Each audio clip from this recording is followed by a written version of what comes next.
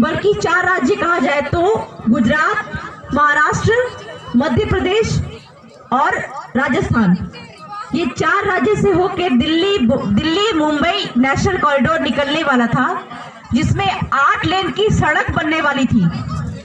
8 लेन की सड़क के अगल बगल में 1-1 किलोमीटर तक पेड़ लगाया जाना था और साथ ही उस प्रोजेक्ट में 7 एयरपोर्ट बनने थे और 7 रेलवे स्टेशन बनने थे। लेकिन वो विस्थापन गुजरात हाईकोर्ट में रुक गया।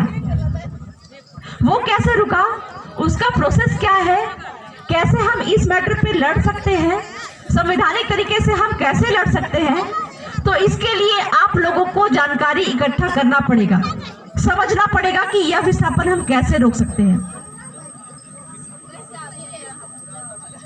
तो हमारे भारत के संविधान में ये सारे प्रावधान दिए हुए हैं और हमारे पुरखे पूर्वजों के जो लड़ाई से, जो उन्होंने इतने साल तक, इतने कई हजार साल से हमारे लिए लड़ते रहे, उसकी वजह से जो ब्रिटेन की सरकार है, ब्रिटिश सरकार थी और भारत की सरकार थी, वो मजबूर हो गई कि आदिवासियों के हित के लिए वो इतने सारे कानून लेकर आए। पर जिस समय विस्थापन की समस्या आती है, ना सिर्फ विस्थापन की समस्या आती है बल्कि किसी भी तरह की समस्या आती है, तो उस समय पर ना कोई नेता मंत्री आपके पास में आएगा और ना हम ही उस समय पे आपके पास आएंगे। लेकिन उस विस्थापन से, उस समस्या से आपको कौन बचाएगा? उस समय पे आपको आपका गांव बचाएगा। हमको ये समझना पड़ेगा कि हम अगर केवल अपनी जमीन की लड़ाई लड़ते हैं, अगर हम केवल अपनी जमीन की लड़ाई लड़ते हैं तो हम केवल अपनी जमीन बचा पाएंगे, लेकिन ये जो खाली पड़ी जमीन है ये तो नहीं बचेगी, या फिर ये जो जंगल है वो तो नहीं बचेगा, क्योंकि जंगल पे किसी का नाम नहीं होता, किसी का खातेदारी नहीं होती। पर हम ये कहते हैं कि ये जंगल भी हमारा है, ये खाली पड़ी जमीन भी हमारी है, ये नदी भी हमारा, ये तालाब भी हमारा, ये डैम भी हमारा है। हम ये बात बोलते हैं, तो ये कैसे है?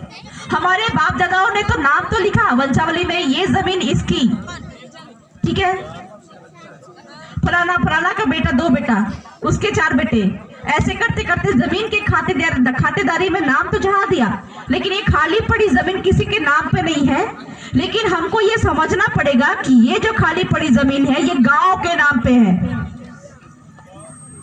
तो हमको ये जमीन अगर बचाना पड़ेगा, हमको ये जंगल बचाना पड़ेगा, हमको ये नदी बचाना पड़ेगा, तो हमको ये जो जंगल जमीन बचाने के लिए जो खाली पड़ी जंगल जमीन है जिसमें किसी के नाम पे नहीं है, ये बचाने के लिए हमको गांव के आधार पर लड़ाई लड़नी पड़ेगी, संवैधानिक लड़ाई लड़नी पड़ेगी, कानूनी लड़ाई लड़नी पड़ेगी।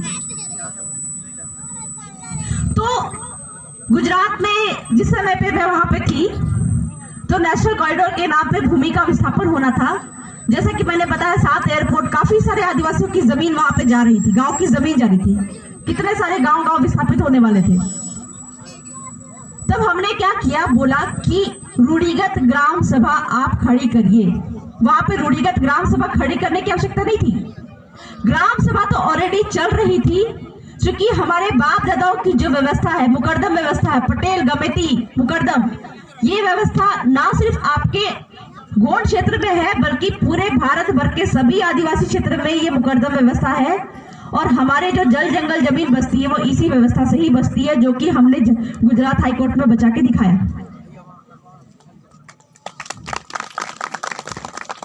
तो सबसे पहले करना क्या है कि हमारी जो ग्राम व्यवस्था है उसको फिर से सुदृढ़ करना, उसको फिर से सशक्तिकरण करना है।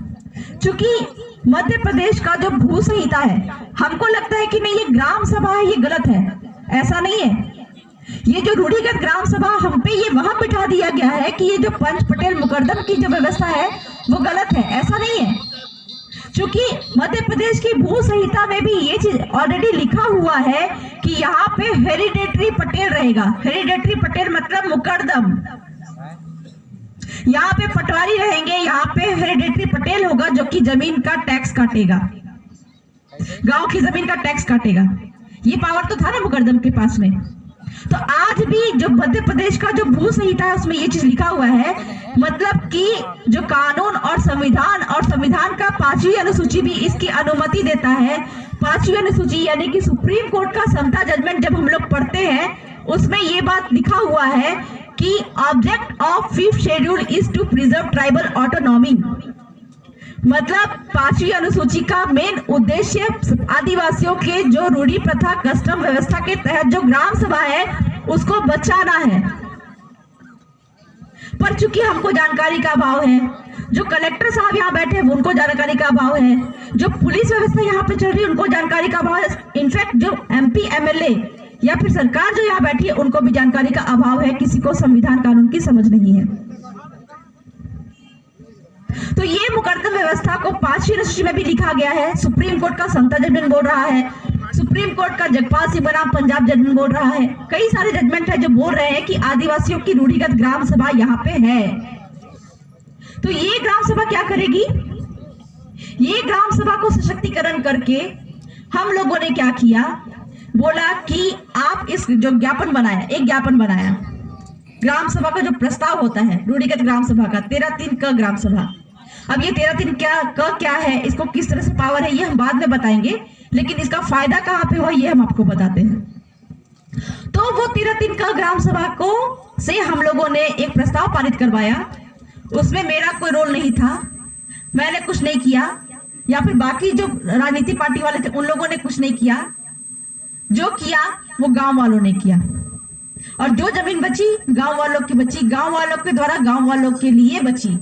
हमारा उसमें कोई योगदान नहीं था, हमने बस जानकारी दिया। तो गांव वालों ने प्रस्ताव पारित किया, उसमें कलेक्टर साहब को वो प्रस्ताव को दिया। हमको ये समझना पड़ेगा कि हमारे 3 ही माई बाप है। 3 माई बाप कौन? कलेक्टर, राष्ट्रपति और राज्यपाल। किसी भी जमीन के लिए, संरक्षण के लिए या फिर किसी भी तरह का हम लोगों को दिक्कत होता है तो कानून और संविधान ने वहां पे राष्ट्रपति महोदय, राज्यपाल महोदय और कलेक्टर महोदय को हमारे लिए सुरक्षित रखा है कि आप इन पे कुछ भी प्रॉब्लम आए तो आप इसका संरक्षण करेंगे। और बाकी के जो लोग हैं वो तो केवल ऐसे ही हैं, वो कानून बनाने के लिए है। तो वहां पे गुजरात के वो जो गांव था, उस गांव में विस्थापन की समस्या थी, तो हमने बोला कि प्रस्ताव पारित करके इसको कलेक्टर साहब को दीजिए। तो उन्होंने उस प्रस्ताव में क्या लिखा कि चूंकि समता जजमेंट के इस जो आपका समता जजमेंट में ये जो गांव है ये संविधान के 5वीं अनुसूची में लिखित है, साथ ही संविधान के 13(3) क के तहत इसको रूढ़ी प्रथा विधि का बल प्राप्त है।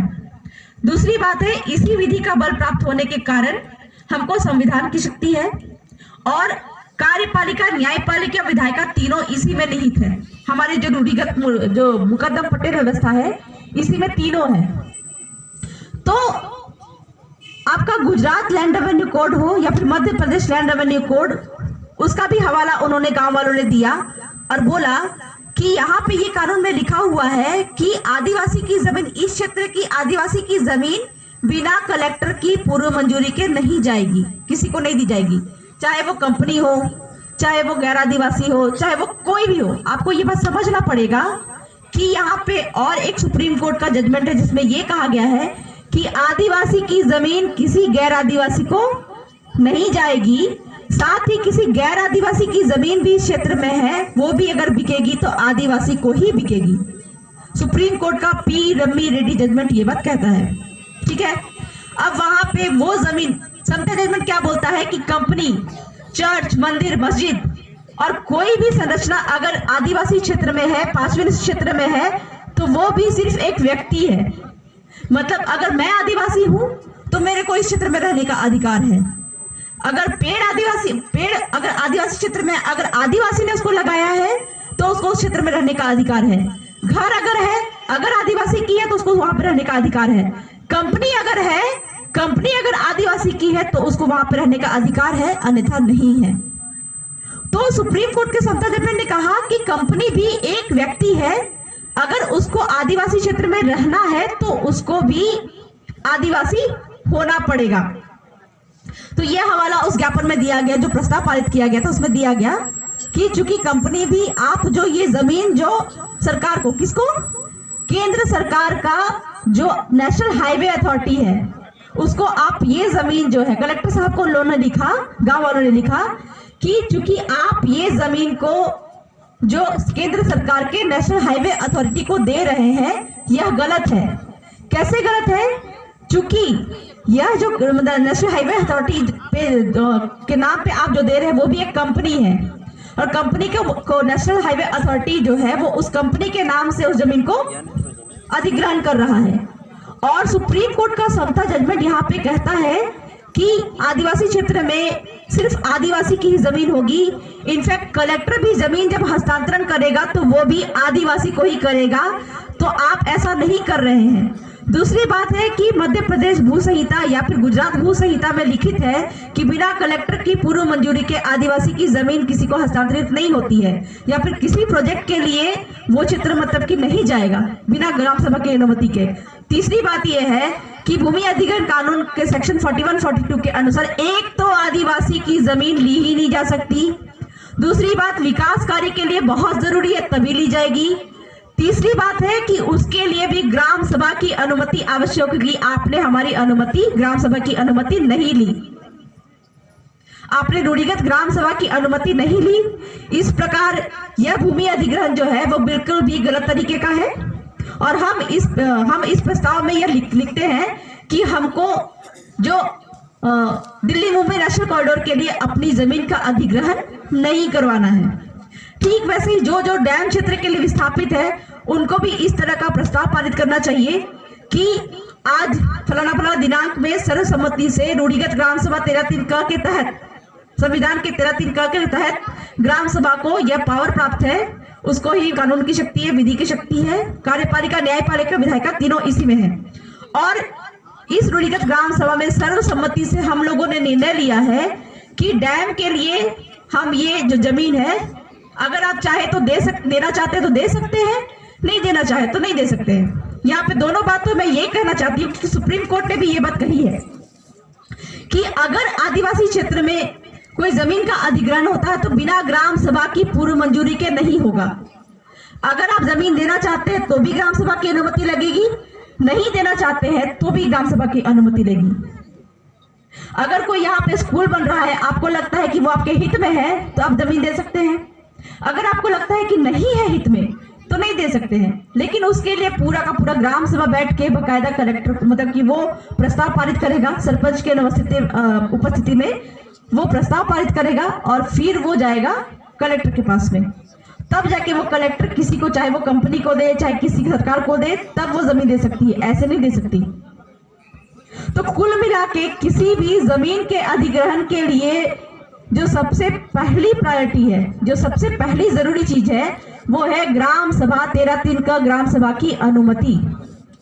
अगर आप 13(3) का ग्राम सभा के माध्यम से ये मना कर देते हैं, प्रस्ताव पारित करके मना कर देते हैं कि कलेक्टर साहब हम ये ग्राम सभा यह निर्णय लेती कि जमीन आपको नहीं देंगे, तो वो जमीन कलेक्टर नहीं ले सकता। अगर लेगा तो उसको कोर्ट के सामने खड़ा होना पड़ेगा, जैसे कि Delhi Mumbai national highway, Delhi Mumbai national corridor के लिए गुजरात के जो संबंधित क्षेत्र के जो कलेक्टर थे उनको गुजरात हाईकोर्ट में खड़ा होना पड़ा और फिर उनको उसको जो प्रोजेक्ट उसको खत्म कर देना पड़ा।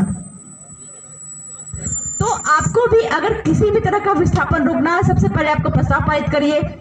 सबसे पहला स्टेप तो ये है कि रूढ़िगत ग्राम सभा 13(3) का ग्राम सभा बनाइए। बनाने की जरूरत तो है ही नहीं, ये तो पहले से चलती आ रही है, उसका सशक्तिकरण करना है। दूसरा बात, सशक्तिकरण करने के बाद में गांव बैठकर प्रस्ताव पारित करिए कि ये चाहिए या नहीं चाहिए। फिर चाहिए तो अच्छी बात है, नहीं चाहिए तो अच्छी बात है। और अगर नहीं चाहिए तो कलेक्टर के पास में वो नोटिस जाएगा, जो प्रस्ताव पारित है वो जाएगा, कलेक्टर वहां पे वो प्रोजेक्ट को रोक देगा। अगर नहीं रोकता है तो फिर वो कोर्ट में चैलेंज हो जाएगा, बकायदा कलेक्टर साहब भी उसके लिए जिम्मेदार होंगे, उनकी भी नौकरी जाएगी। अगर कलेक्टर साहब बिना पूर्व आदिवासियों के ग्राम सभा के पूर्व मंजूरी के अगर वो प्रोजेक्ट को किसी सरकार को या फिर वो प्रोजेक्ट बनाती है तो उसके सबसे बड़े जिम्मेदार कलेक्टर साहब ही होंगे। मतलब आदिवासियों के 3 ही माई बाप है, कलेक्टर, राष्ट्रपति, राज्यपाल। साथ ही आपको प्रस्ताव पारित करने के साथ में, कलेक्टर को देने के साथ में ही आपको उस प्रस्ताव को राष्ट्रपति और राज्यपाल को भी भेजना होगा, और साथ ही साथ अनुसूचित जनजाति आयोग उनको भी देना होगा। मतलब कलेक्टर के ऊपर में भी तो कोई माँ बाप है हमारे, क्योंकि अक्सर ऐसा होता है कि कलेक्टर साहब के पास हम तो प्रस्ताव पारित करके दे तो देते हैं कि हमको ये प्रॉब्लम है, हमको ये समस्या है, लेकिन वो चीज फिर मतलब वहीं पर दबी रह जाती है। तो हमको प्रेशर बनाने के लिए हम क्या करते हैं, राष्ट्रपति, राज्यपाल और जनजाति आयोग तक भी उस चीज को भेजते हैं। तो जैसे कि ऐसे ही हुआ, वहां पे विरोध का मतलब कि जो प्रस्ताव है वो ग्राम सभा ने वो दिया और 1 साल के अंदर में वो कलेक्टर साहब जो है वहां पे, चूंकि ग्राम सभा ने मना कर दिया तो वहां पे उन लोगों ने वो प्रोजेक्ट नहीं डाला। लेकिन उस बीच में गांव वाले कोर्ट भी चले गए, हाई कोर्ट चले गए, हाई कोर्ट में जाके बात भी किया हम लोगों ने। और फिर वहां पे जब केस गया तो फिर उस वो जो मतलब कि केस जो है वो गांव वाले जीत गए। ऐसे तो वहां पे वो प्रोजेक्ट बन भी नहीं रही थी, लेकिन चूंकि गांव वालों को डर भी था कि क्या पता यहाँ पर से हमको विस्थापित होकर जाना पड़ जाए, ऐसा। दूसरी बात है कि अगर आपको यहाँ पे गांव का जहाँ पे जो डैम बन रहा है अगर वो चाहिए, या फिर अगर बात कहे कि सुप्रीम कोर्ट के सेंट्रल जजमेंट में एक और बात लिखी हुई है कि यहाँ पे आदिवासी क्षेत्र में एक तो कंपनी बैठ नहीं सकती, गैर आदिवासी कंपनी बैठ नहीं सकती, आदिवासी की ही कंपनी बैठेगी। लेकिन फिर भी अगर कोई कंपनी यहाँ पे बैठी है तो वो कंपनी अपने लाभ का 20% आदिवासियों के हित में खर्च करेगी। पर अक्सर होता क्या है कि यहाँ पर से पानी निकाल के, बिजली निकाल के ले जाया जाता है और दीपक तले अंधेरा, हमको ही बिजली नहीं मिलता है। तो हमको ये चीज को बताना पड़ेगा, कलेक्टर महोदय के माध्यम से हमको बताना पड़ेगा कि चूंकि ये प्रावधान है संविधान में, ये प्रावधान है, सुप्रीम कोर्ट का सेंट्रल जजमेंट ये बोल रहा है कि कोई भी कंपनी यहाँ पे बैठी है तो अपने लाभ का, प्रॉफिट का 20%, अगर वो आपका 1 करोड़ कमाता है तो 1 करोड़ का 20 लाख वो खर्च करेगा, आदिवासियों पे खर्च करेगा, मतलब इस गांव पे खर्च करेगा। इस गांव के अंदर रहने वाले ना सिर्फ आदिवासी, कुछ गैर आदिवासी जो भी हैं, वो पूरे गांव की बात जो मैं कर रही हूँ, वो पूरे गांव पे वो खर्च करेगा। इस तरह का प्रावधान है। दूसरी बात है कि संविधान का अनुच्छेद 13(3) का, इसके बारे में हम लोग बहुत सुनते हैं कि आदिवासियों के रूढ़ी प्रथा को बल है, पर ये बल कैसे, ये हमको पता नहीं है। तो इसको भी हमको समझना पड़ेगा कि जिस समय अंग्रेज यहाँ पे शासन करते थे और जब देश छोड़ने वाले थे, मैंने पहले भी बताया था कि अंग्रेज आदिवासियों को कभी गुलाम बना नहीं पाए थे, सारे लोग गुलाम बने थे, अंग्रेजों ने आदिवासियों को गुलाम बना नहीं पाया। तो जब देश वो छोड़ के जाने वाले थे तो उन्होंने एक करार किया कि जिन जिन क्षेत्रों पे हमने शासन किया, अंग्रेजों ने ये बोला कि जिन जिन क्षेत्रों पे हमने शासन किया उन क्षेत्रों को तो तुम करार करके ले सकते हो, लेकिन जो अपना अलग देश बनाना चाहते हैं, जिन पे हमने शासन नहीं किया, तुम उनको मतलब कि उनका देश दे दोगे। और उसी समय पे गोंडवाना राज्य की बात उठी थी, उसी समय पे भील राज्य की बात उठी थी। तो उस समय पे आजादी के समय भी भील कंट्री बनने वाला था, गोंडवाना कंट्री बनने वाला था, लेकिन चूंकि जानकारी के अभाव में, हमको जानकारी नहीं थी, इसलिए हमको सम्मिलित कर लिया गया। पर वो जो इस तरह का करार था, अंग्रेजों का जो करार था, तो उसमें यह कहा गया कि चूंकि हम लोगों ने आदिवासी क्षेत्र पे, आदिवासियों पे कभी शासन नहीं किया, इसलिए आदिवासी क्षेत्र को तो हम भारत में मिला रहे हैं, लेकिन बदले में उनके रूढ़ी प्रथा के अनुसार, उनका जो कस्टम सिस्टम है, उनका जो ग्राम व्यवस्था है, उसके अनुसार ही हम कार्यपालिका, न्यायपालिका, विधायिका हम चलाएंगे। ये व्यवस्था उन्होंने, अंग्रेजों ने ये चीज को चलाया था। यही कारण है कि संविधान का अनुच्छेद 13(3) का जो है उसमें आदिवासियों के रूढ़ी प्रथा को विधि का बल प्राप्त है। अब हमको ये समझना पड़ेगा, अनुच्छेद 13 को ध्यान से समझना पड़ेगा। भारत में तीन तरह के कानून चल रहे हैं, पूरे भारत में 3 तरह की। हमारा जो रूढ़ी प्रथा जो है, हमारे गांव का जो कस्टम सिस्टम जो है, वो भी एक कानून है जिसपे किसी भी संसद और विधान मंडल को कानून बनाने का अधिकार नहीं है। मतलब गांव के अंदर का कोई भी कानून है, उसका संशोधन कौन करेगा? वो गांव ही करेगी। तो 3 तरह का कानून व्यवस्था चल रहा है, 3 तरह के कानून हैं। एक वैसे कानून जो कि अंग्रेज के समय से चलते आ रहे हैं, जैसे कि आईपीसी, सीआरपीसी, या फिर जो फॉरेस्ट एक्ट है, ये भी अंग्रेज के समय का कानून है, तो ये पुराने कानून हो गए। दूसरा है जो 1950 के बाद जो कानून बनते हैं, वो अनुच्छेद 13 का 2 में रखा गया है। एक अनुच्छेद 13 का 1 में पुराने कानून, अनुच्छेद 13 का 2 में नए कानून, और अनुच्छेद 13(3) का में आदिवासियों की जो रूढ़ी प्रथा है उसको 13(3) का में रखा गया है। जिसको ये विधि का बल प्राप्त है। तो अनुच्छेद 13 का जो 1 है, जिसमें पुराने अंग्रेजी कानून को रखा गया है, उसमें ये चीज कहा गया, अंग्रेजों ने ये चीज कहा कि पुराने अंग्रेजी कानून आप भारत में लागू तो करेंगे, लेकिन आने वाले दिन में जो नए कानून है और जो पुराने कानून है उस पर प्रश्न अगर उठता है, अगर विरोध धरना प्रदर्शन अगर होता है, अगर यहाँ के लोगों को वो चीज अच्छा नहीं लगा, तो वो संशोधन पूरा का पूरा रद्द हो जाएगा। पर आदिवासियों की जो रूढ़ी प्रथा है, चूंकि ये ना ब्रिटेन की संसद में बना हुआ है, ना ब्रिटेन की ना अंग्रेज के संसद में बना है, ना अंग्रेज के विधानमंडल में बना है, ना भारत के संसद में बना है, ना भारत के विधानमंडल में बना है। ये कहाँ बना है? आदिवासियों के गांव के बीच में आदिवासियों की जो व्यवस्था है उसका कानून है, इसलिए इस पे संशोधन करने का अधिकार ना ब्रिटेन की संसद विधानमंडल को है, ना भारत की संसद विधानमंडल को है।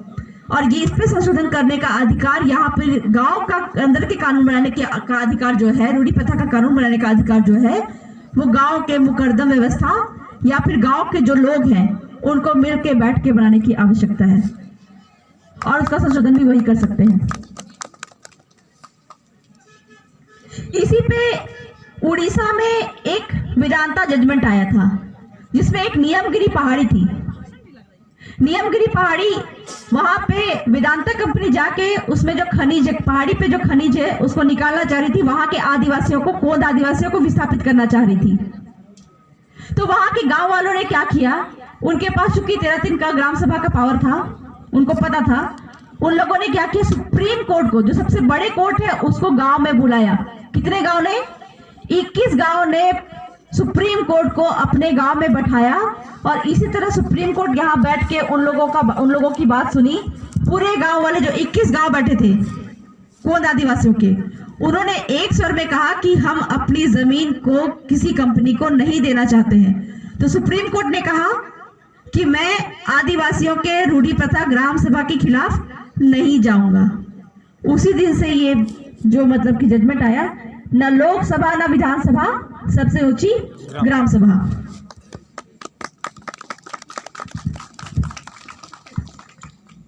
तो आदिवासियों के 13 का ग्राम सभा को विधि, रूढ़ी प्रथा को विधि का बल प्राप्त है। एक उदाहरण मैं देना चाहूंगी कि जैसे आदिवासियों में ये रूढ़ी प्रथा है कि अभी भी है ना, सिर्फ मतलब कि किसी क्षेत्र, पूरे भारत के आदिवासी क्षेत्र में अगर कोई पुरुष 2 शादी कर लेता है, मैं 2 शादी को प्रमोट नहीं करती हूँ, लेकिन मैं जो बता रही हूँ, हिंदू मैरिज एक्ट में क्या होता है कि कोई हिंदू पुरुष अगर किसी पहली पत्नी के रहते हुए किसी और से शादी कर लेता है तो उसको जेल भेजा जाता है। लेकिन आदिवासी की रूढ़ी प्रथा में ये चीज है, क्योंकि हमारे बाप दादाओं के पास खेत बहुत होते थे, काम करने के लिए वो रजामंदी के साथ में दूसरी बीवी ले आते थे।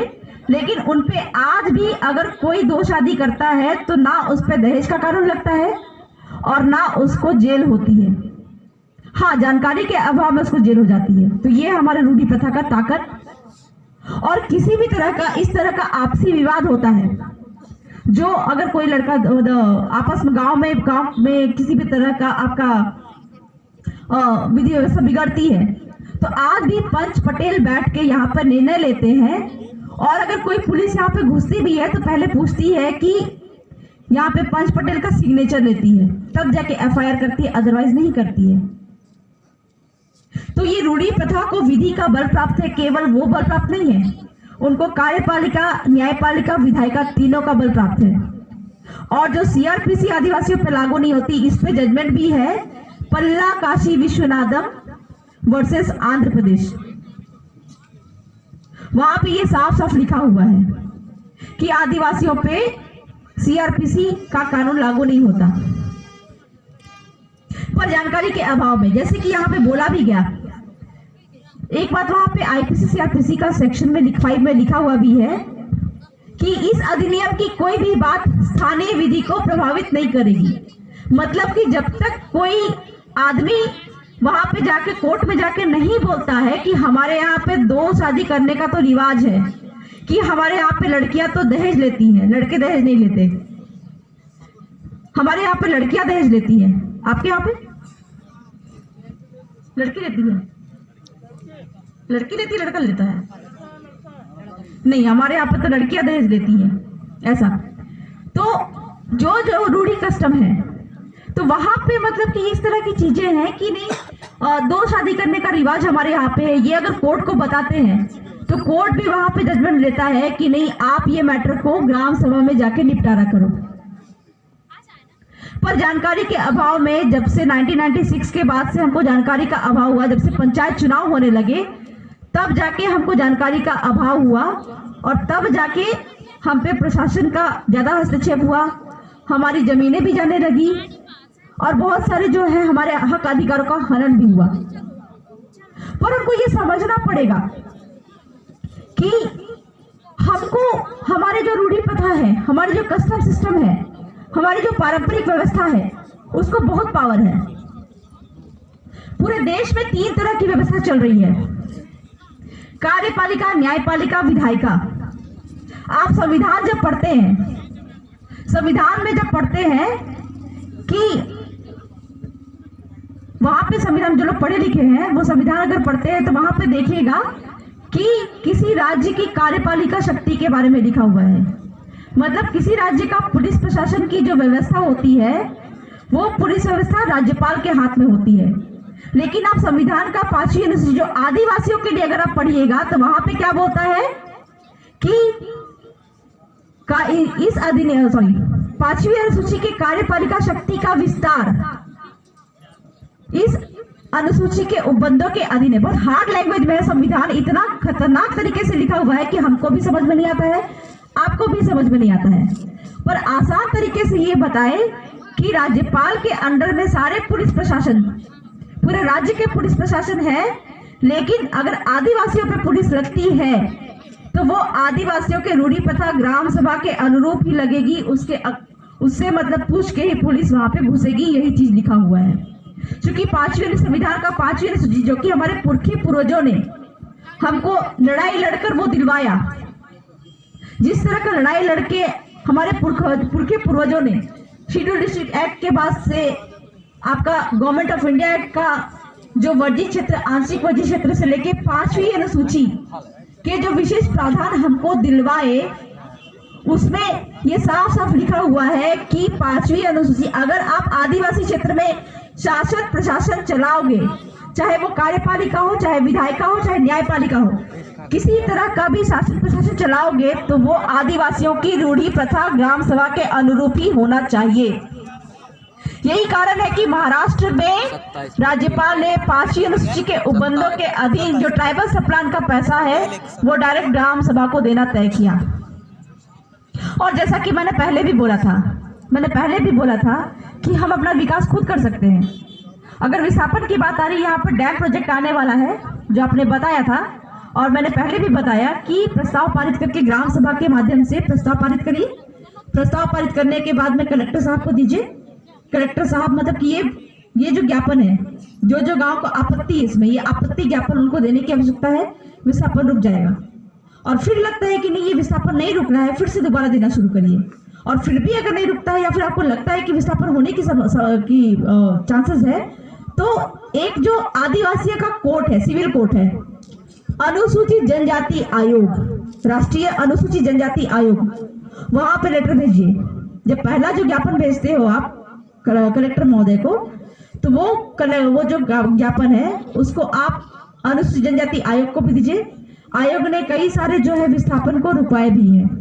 जब तक आपके खुद की अनुमति नहीं होगी, आपके ग्राम सभा की अनुमति नहीं होगी, क्योंकि आप अपनी जमीन बचा सकते हो, पर ये खाली पड़ी जमीन, ये जंगल, ये नदी नहीं बचा सकते। क्योंकि सुप्रीम कोर्ट का जगपाल सिंह बराम पंजाब जजमेंट बोलता है कि खाली पड़ी जमीन पे ग्राम सभा का अधिकार होगा, नदी पे ग्राम सभा का अधिकार होगा, जंगल पे ग्राम सभा का अधिकार होगा। तो ये जंगल किसी एक की नहीं है, ये जंगल पूरे के पूरे ग्राम सभा की है। अगर वो जमीन अगर कैप्चर किया जाता है तो वहां पे आपको जाके बोलना पड़ेगा। अगर यहाँ पर नदी पूरे ग्राम सभा की है तो पूरे ग्राम सभा को बोलना पड़ेगा कि ये नदी पूरे गांव की है। हम पूरे गांव सम्मिलित रूप से कहते हैं कि हमको ये जो डैम बनाने के लिए नदी या तालाब जो है वो हम नहीं देना चाहते हैं। कि पूरे गांव को प्रस्ताव पारित करके, सर्वसम्मति से प्रस्ताव पारित करके आपको कलेक्टर महोदय को देना पड़ेगा।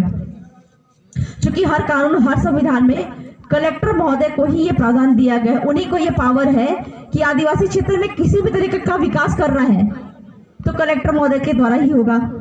उनको हमारे संरक्षण के लिए, हमारे देख रेख के लिए रखा गया है। और दूसरी बात है कि सुप्रीम कोर्ट या 5वीं अनुसूची संविधान का, यह संविधान यही बात कहता है कि जमीन का जो अधिकार है वह आदिवासियों का जीवन जीने का अधिकार है, क्योंकि इसी जमीन से हमको जिंदगी मिलती है। ये बस कहने वाली बात नहीं है, ये जमीन ही हमारी जिंदगी है, ये हमको समझना पड़ेगा। क्यों, कैसे? क्योंकि अगर इस जिंदगी, इस जमीन में आपके बाप दादा का जो नकल है, जो बाप के बाप के बाप के बाप का दस्तावेज जो है वो इसी जमीन से है। अगर आप यहाँ से हट के दूसरी जगह पे विस्थापित हो जाते हैं तो आपके बाप का दस्तावेज भी वहां पे चला जाएगा, फिर आपके पास आपका कोई दस्तावेज नहीं रहेगा, तो आपकी वो जो जीवन जीने का अधिकार है वो भी खत्म हो जाएगा। चूंकि दूसरी जगह पे जाके आपका जो 7/12 का जो नकल होता है, आपका जमीन का जो कानून होता है वो भी खत्म हो सकता है। इसलिए सुप्रीम कोर्ट ने जजमेंट में ये कहा कि ये जो जमीन का अधिकार है वो आदिवासियों के लिए जीवन जीने का अधिकार है, जिंदगी का अधिकार है। और भारत का संविधान में ये बात साफ साफ लिखा हुआ है कि कोई भी कानून या फिर कोई भी सरकार या फिर कोई भी पुलिस अधिकारी किसी के जीवन जीने के अधिकार यानी कि अनुच्छेद 21 का उल्लंघन नहीं करेगा। मतलब हर तरह का मौलिक अधिकार हमको प्राप्त है कि जैसे बोलने की अभिव्यक्ति होती है, हम बोल सकते हैं, हम घूम फिर सकते हैं, हम बच सकते हैं, इस तरह का बहुत सारा मौलिक अधिकार है। उस मौलिक अधिकार का हनन हो तो कोर्ट जाना पड़े। लेकिन अगर जीवन जीने का अधिकार कोई अगर छीनता है वो बहुत बड़ा गुनाह में आता है। और आदिवासियों का जमीन का जो अधिकार है, सुप्रीम कोर्ट ने कहा ये जो जमीन का अधिकार जो है वह आदिवासियों का जीवन जीने का अधिकार है। तो इस प्रकार से अगर कोई भी हमारे बिना अनुमति के, आदिवासियों के रूढ़िगत जो ग्राम सभा के बिना अनुमति के अगर ये जमीन अधिग्रहण करता है तो वो सीधे सीधे हमारी जान लेता है। तो इस पे सुप्रीम कोर्ट या हाई कोर्ट तुरंत संज्ञान लेते हैं। तो इसीलिए किसी भी विस्थापन से बचने के लिए आपको क्या करना पड़ेगा कि प्रस्ताव ग्राम सभा बनाइए। ग्राम सभा के बाद प्रस्ताव पारित करने के बाद में वो प्रस्ताव फिर कलेक्टर महोदय को दीजिए, राष्ट्रपति, राज्यपाल और जनजाति आयोग को।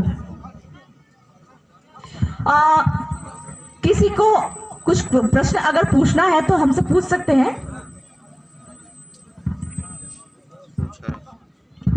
किसी तरह का प्रश्न है इतनी देर में जो भी बातें मैंने कही हैं? हाँ,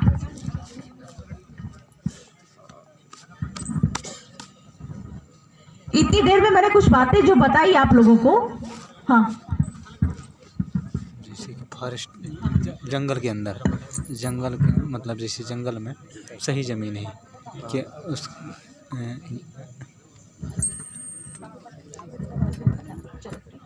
संजू एक प्रश्न आया है, प्रश्न लिखिए। लोग पत्थलगड़ी के बारे में पूछ रहे हैं। पत्थलगड़ी क्या है?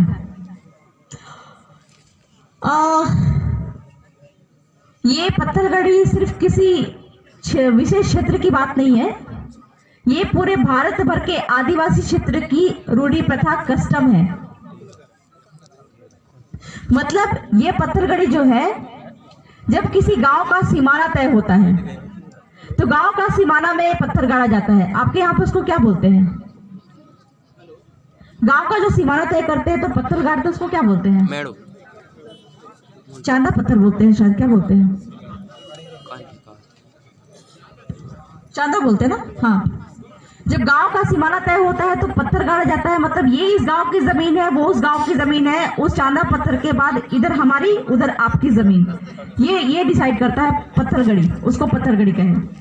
दूसरी बात है कि जब किसी की मौत होती है हमारे यहाँ पे, ये केवल एक क्षेत्र की बात नहीं है, झारखंड की बात नहीं है, वो छत्तीसगढ़, मध्य प्रदेश, उड़ीसा, फिर गुजरात, राजस्थान, महाराष्ट्र, हर जगह के आदिवासियों में यही व्यवस्था है कि जब किसी की मौत होती है तो उसकी याद में पत्थर गाड़ा जाता है और उस पत्थर में वंशावली लिखा जाता है। वंशावली मतलब कि फलाना के पिताजी ये, उनके पिताजी वो, उनके पिताजी वो, ऐसा बोल के पूरा वंशावली लिखा जाता है।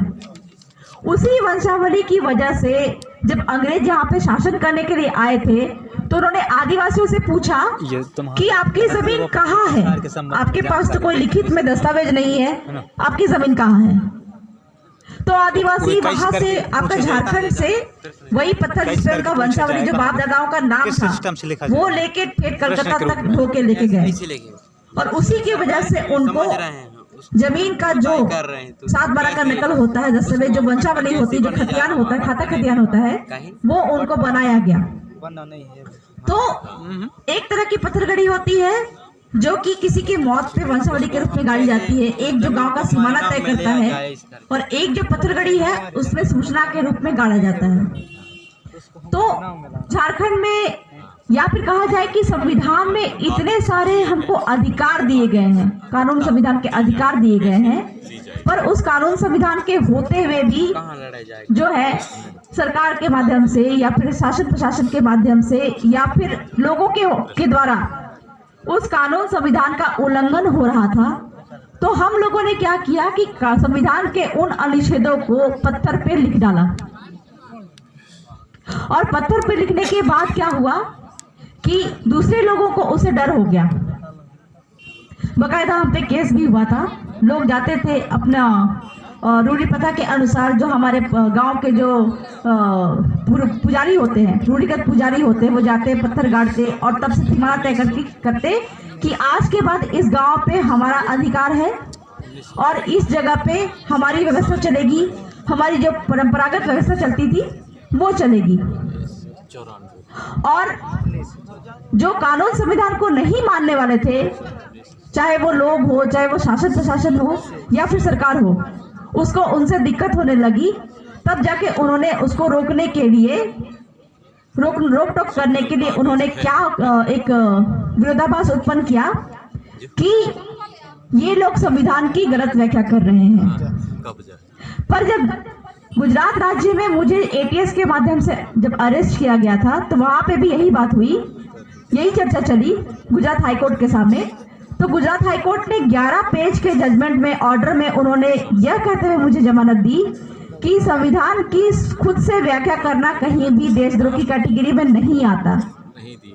तो जब संविधान की गलत व्याख्या या सही व्याख्या करना देशद्रोह की कैटेगरी में नहीं आता, तो अब तक के लगाए गए सभी पत्थरगड़ी आंदोलन भी तो गलत थे। और यही बात वहां पे झारखंड में भी जो सरायकेला खरसावा की जो आपकी जो CJM थे, जज साहब थी, उन्होंने भी यही बात बोला कि पुलिस और शासन व्यवस्था ने, जो सरकार ने अपना क्या बोलूं मैं, शक्ति प्रदर्शन के लिए केस लगाया था।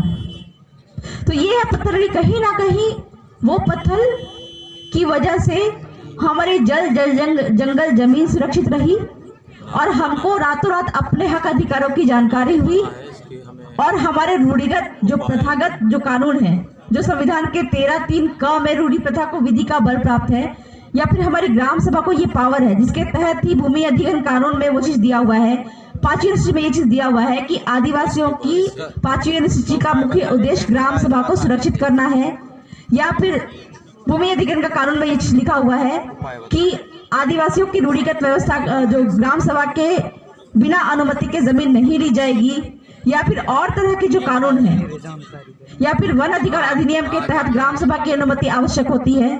ये सारे जो कानून है कहीं ना कहीं इसी से मिले हुए हैं। तो जो कानून संविधान को लोग मानने से इनकार कर रहे थे, आज के दिन में इसी की वजह से, इसी पत्थरगड़ी की वजह से आज वही लोग उस कानून संविधान की बात कर रहे हैं। और कोई प्रश्न है तो आप पूछ सकते हैं। नहीं, कोई और प्रश्न है किसी को तो पूछ सकते हैं। बता सरपंच के नाम लिख दे।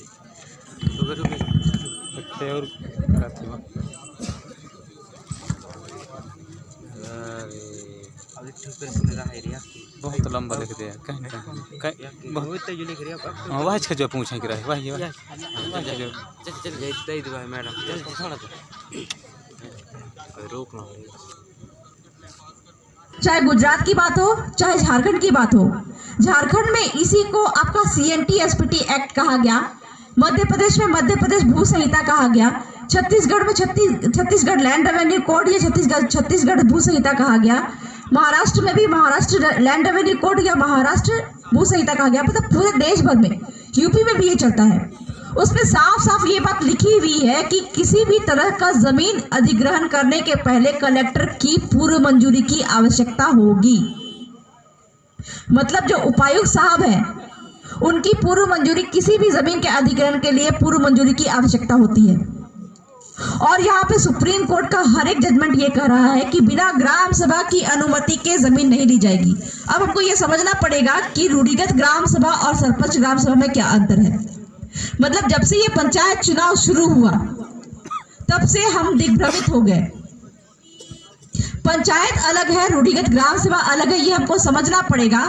और पेशा कानून बनने के बाद ये जो पंचायत व्यवस्था है, ये जो पेशा कानून जो लेके आया गया, ये पंचायत का जो कानून है, मतलब पंचायत का जो चुनाव है उसको वैध करने के लिए ये पेशा कानून लेके आया गया। अदरवाइज उसके पहले कभी भी आदिवासियों की जो ग्राम सभा पे पंचायत का कब्जा नहीं था। खैर ठीक है, तो पेशा कानून आने के बाद में आदिवासियों के गांव में तो पंचायत तो रहेगी, सरपंच तो रहेंगे, लेकिन सामान्य क्षेत्र में अगर किसी को, जो आदिवासी क्षेत्र में की बात नहीं कर रही हूँ, सामान्य क्षेत्र में अगर किसी को जमीन लेनी है, चाहे वह सरकार ही क्यों ना हो, अगर उसको जमीन लेनी है तो उसको सामान्य क्षेत्र में वो सरपंच की अनुमति से वो जमीन ले लेगा, सरपंच खुद की साइन करे। लेकिन जब बात आती है आदिवासी क्षेत्र के गांव, आदिवासी गांव की बात आती है, तो सरपंच के अकेले की साइन लेके कलेक्टर जमीन हस्तांतरण नहीं कर सकता, ये गलत है। अगर आदिवासी गांव में कलेक्टर को या फिर किसी को भी जमीन लेना है, सरपंच पहले ग्राम सभा, रूढ़िगत ग्राम सभा बैठा के वो कोरम पूरा करेगा, गांव का हस्ताक्षर लेगा, तब जाके सरपंच उसको फिर कलेक्टर को देगा। अदरवाइज ये गलत है, सरपंच भी फंसेंगे, पटवारी भी फंसेंगे, कलेक्टर भी फंसेंगे। और ऐसा हुआ भी है, जैसे मैंने बताया था कि कलेक्टर साहब को भी कोर्ट में खड़ा रहना पड़ा है। बहुत सारे